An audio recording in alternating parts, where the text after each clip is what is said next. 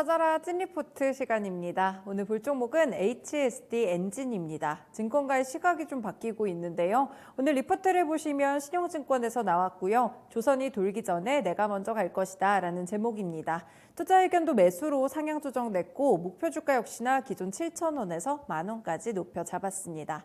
현재 주가부터 보시죠. 네, HSD 엔진 현재는 6% 가깝게 오르고 있습니다. 탄력을 유지 중이고요. 8,530원 부근입니다. 올해 상반기까지는 주가가 좀 하락세를 거친 뒤에 큰 변화 없이 하반기에 횡보하는 모습이었는데요. 오늘장 조금 눈에 띄는 상승세를 보여주고 있습니다. 네, 그렇다면 리포트에서는 어떤 부분들을 좋게 봤을까요? 첫 번째 포인트입니다. 일단 내년 조선업체보다 엔진사 쪽에서 조금 더 빠르게 반응이 올 것으로 보이는데요. 내용 통해서 보실게요. 네, 연중에는 신조선가가 20%가량 오르고 수주량이 6년 만에 4천만 CGT를 상회했습니다. 이 필수 기자재 업체인 엔진 기업들도 긍정적인 영업 변화가 있었는데요. 이 지난해 말 7,280억 원까지 감소했던 수주 잔고도 올해 3분기 말 기준으로는 1조 2,037억 원까지 증가했습니다. 그런데 올해 조선업체들의 매출 낙폭이 커지면서 엔진 납품량도 감소했고요. 실적에서도 그대로 드러났습니다.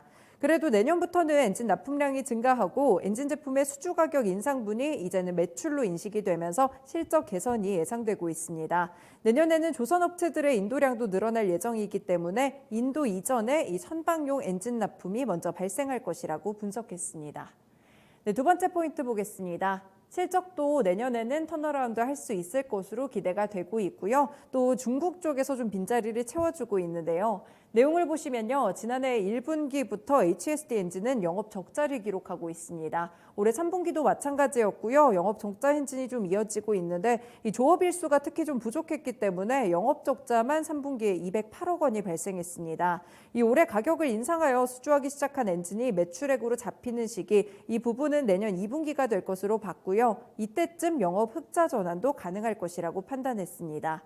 한 가지 더 보시면 대우와 현대 사이의 합병 이슈가 좀 거론되면서 대우조선해양발로의 수주가 감소할 것이라는 우려가 있었거든요. 이 중국 조선업체의 발주량이 빈자리를 메울 수 있을 것이라고 봤고요. 최근에 좀 합병 불발 이야기도 좀 나오고 있는데 만약 불발된다면 HSD 엔진에게는 호재로 작용할 것이라고 봤습니다.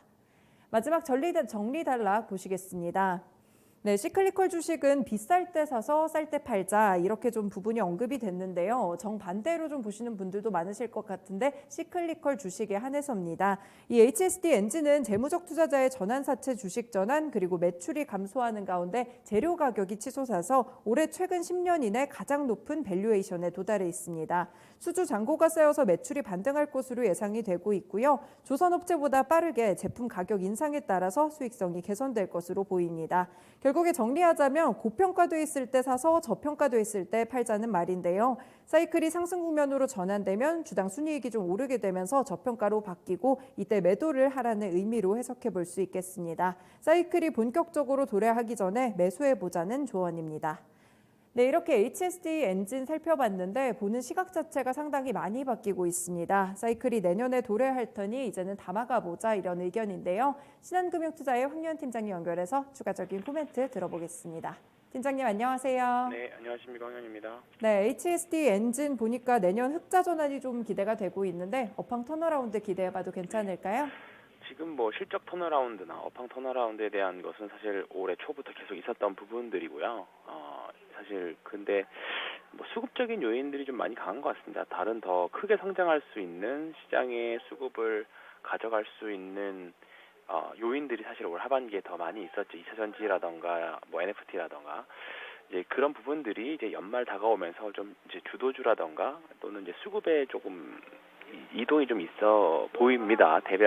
최근 종목들을 좀 보면요. 이제 과연 그 수급들이 시클리컬로 올지 아니면 또 다른 성장주로 갈지 아니면 또 다른 섹터들로 갈지에 대한 이제 고민들을 좀 해봐야 되는 부분들인데 조선과 조선 기자재 업종 당연히 가능성이 있는 종목이라고 봅니다. 다만 아시겠지만 지금 대우조선해양 매각건에 대한 1월 달에 이제 EU에서 이제 좀 그 승인을 할지 안 할지에 대한 이슈가 좀 남아 있죠. 이 부분이 사실 심리적으로 좀 많이 누르고 있는 것 같아요. 그래서 회사가 안 좋다라기보다 이제 실적도 턴어라운드하고 업황도 좋아지는 거 다 이제 모든 투자자분들이 아는데 과연 언제 오를까에 대한 기대감이 좀 많이 있는 것 같아요. 그래서 분할 매수는 저는 유효하다라고 봅니다. 저도 개인적으로 계속 관심을 가지고 보았던 종목이라서 다만 지금 뭔가 공격적으로 비중을 확대하거나 그러기에는 조금 아직 기회비용 측면에서 좀 아쉬운 부분이 있지 않나 그렇게 생각하고 있습니다. 네, 조선 업종들 엔진 쪽 이쪽도 역시나 수급이 좀 몰릴 수 있을 가능성이 있는 업종이라고 좀 짚어주셨는데요. 아무래도 대우조선해양 이 매각건에 대해서 약간의 좀 센티적인 문제가 있는 것 같아요. 여기도 좀 눈여겨보셔야 될 것 같습니다. 네, 앞으로의 대응 전략은 그렇다면 어떻게 볼까요? 지금 자리에서 분할 매수는 저는 유효하다라고 봅니다. 한 6천, 8,500원 이하에서는요. 근데 뭔가 아직까지는 조선업황 전체적으로 뭔가 조선 업종 전체의 주가가 움직인다는 느낌이 아직은 좀 덜하고요. 그리고 아직 수급이 다른 좀 더 성장주에서 매매를 많이 하는 느낌들이 강해서 일단은 저가 분할 매수 정도로만 좀 전 추천을 드리고요. 뭔가 공격적으로 매수를 하기 위해서는 8,700원 정도를 뚫는 장대 양봉이 좀 나와줘야 될 것 같아요. 또는 다른 현대미포조선이나 현대중공업 같은 일단은 상위권 업체들 전방 회사들이 이제 좀 수급을 좀 가져가는 그런 흐름이 좀 있어야 되는데 그때 전까지는 일단은 보수적인 대응 좀 말씀드리겠습니다. 네, 알겠습니다. 오늘 전략까지 잘 참고해 보겠습니다. 네, 고맙습니다.